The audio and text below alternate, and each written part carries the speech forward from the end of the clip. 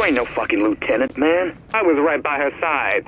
Bitch owes me. Big time. Do not let her hear you talk like that, fool. You got a death wish? How'd you get past security? Hostages. Barely any of those fool guards coming to work since that shit hit the fan. Rest of them sick or run off. Easy to overpower them. Make them do what we wanted. Then we watch them bleed like the pigs they are. Some of those brothers weren't so bad. That's Lorraine for you. Where'd the fucking barge come from? You know that stupid-ass administrator had a thing for her? She got him to do it all. Then, just when he saw he was gonna ride off to glory with his outlaw woman, she slit his throat.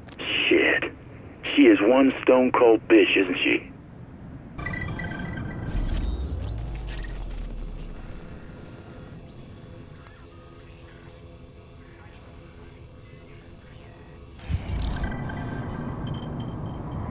Now, I know the next question you're gonna ask because a ton of you have already asked it, which is what happens to them when this is all over?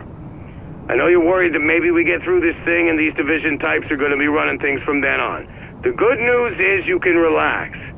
According to the directive, once the immediate crisis passes, they're deactivated and they go to hell home.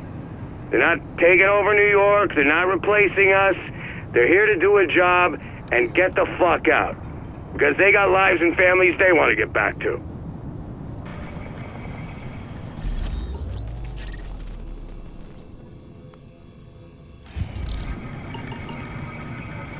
Shit! These fools got TVs in their bathroom? Both of them! Automatic goddamn toilet, buttons and shit. They got a machine to wipe their ass. It ain't right, man. Gotta put that to good use. Sick of wiping my own ass. Not like they using it no more. Yesterday we got into that art collector's place. Holy shit! Felt like walking into a museum. Fucking Picasso on the walls, face all smashed up, looking like Billy D's. Remember him? Ugly motherfucker. Yeah. You like that shit? Man, that shit's ugly, man. Put a knife through it. Took the liquor though, cause that shit was fine. Ain't gonna drink itself. Pass it over, would you?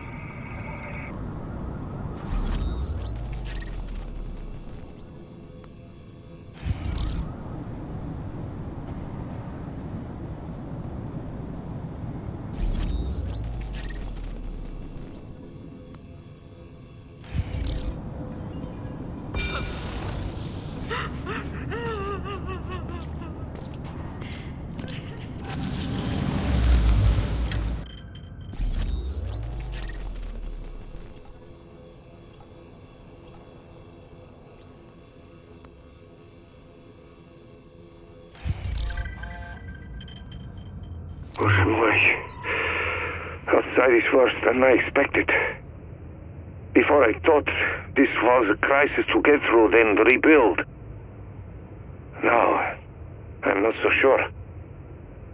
I want to go to Dr. Amherst's home to see if he's alive, but I do not think it is safe to do this. The streets seem dangerous. There are almost no police. This is not the New York I remember. It is wiser to stay in consulate for now, I think. At least here, the internet sometimes works. I have alerted the Russian embassy in Washington to my presence. They say they will come for me when blockade is lifted.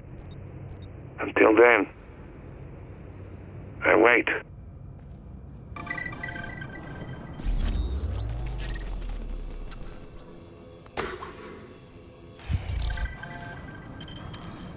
Anyway, you meet a division agent, you offer them any and every bit of aid you can, because they're the ones who are supposed to help us get out of this mess. Look, I know we've been busting our butts, all of us, firemen, cops, animal control, you name it. The whole joint task force has been doing a hell of a job. But sometimes, you gotta call the cavalry. Crisis gets too big, there's just not enough of us to go around. The city needs more than we can give.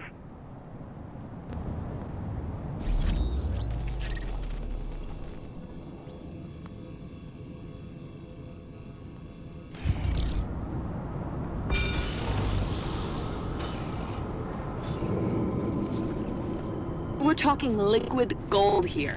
I could take this across town and get twice what you're offering. Lady, be my guest. Be lucky if someone doesn't shoot you and take it.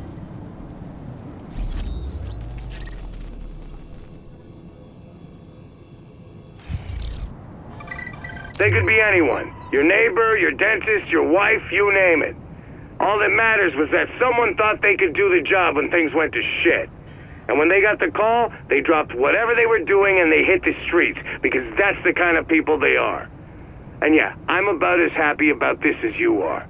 Somebody in D.C., called the Strategic Homeland Division, didn't have a lot of faith in people like us.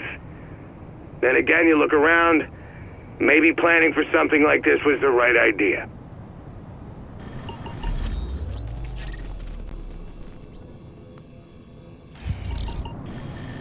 You claim the officer put you in a chokehold. It ain't a claim, that's a fact. And you felt it was appropriate to pull the gun you had hidden on your person. In self-defense, my client feared for her life. And shot 2 officers, both family men incidentally, in the back of the head. Execution style, at point-blank range. That is a curious kind of self-defense. You're smiling, Barrett. Something you want to share? Just having me a nice memory. You know, childhood. Nothing to do with shooting 2 innocent men in the back of the head. Just puppies and baby dolls and flowers and all that shit. This is speculation, Detective. Let's stick to the facts. You know I ain't nothing but sugar and spice and everything nice.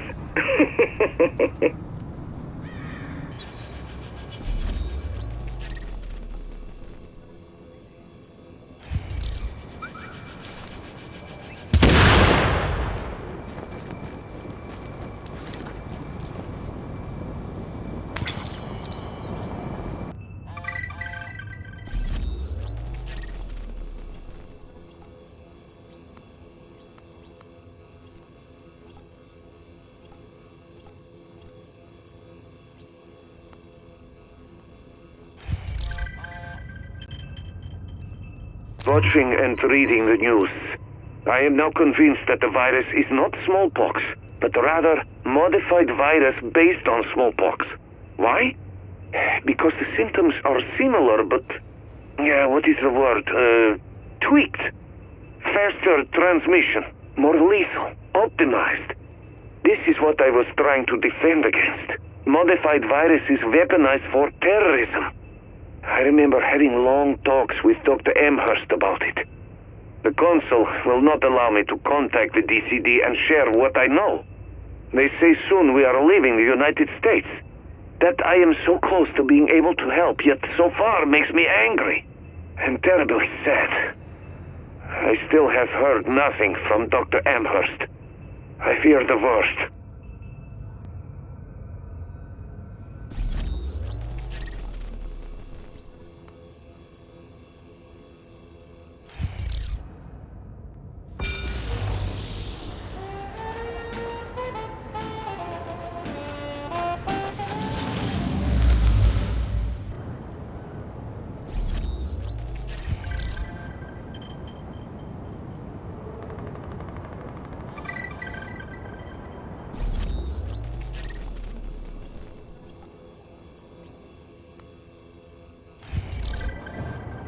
Okay, people, listen up.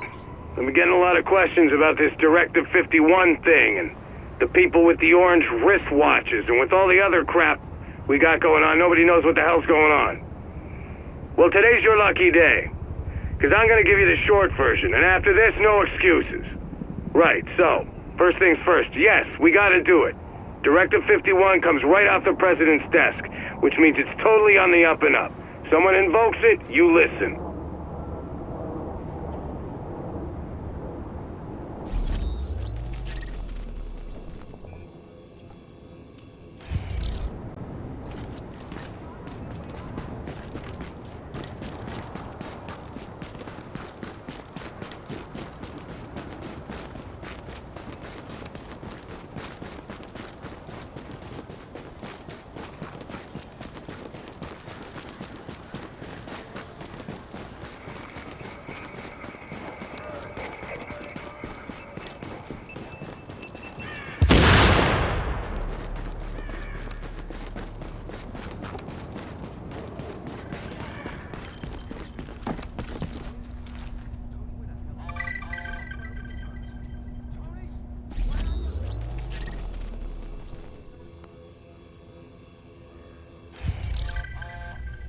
So, you want the formal language? Here it is.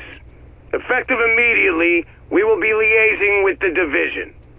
Our ops will be run jointly. We will have some autonomy on strategy and implementation, but Division agents will have the ultimate authority if it comes to that. Hopefully it won't.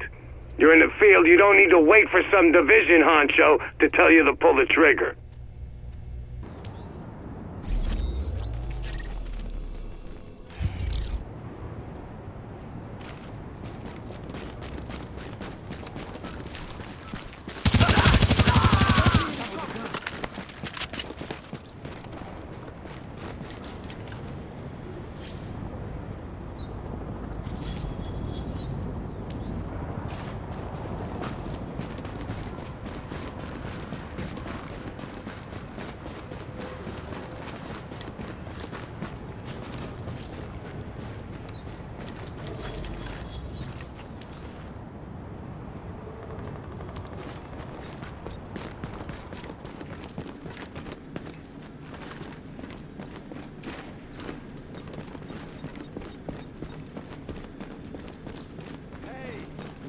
Nice to see there's still some decent people around.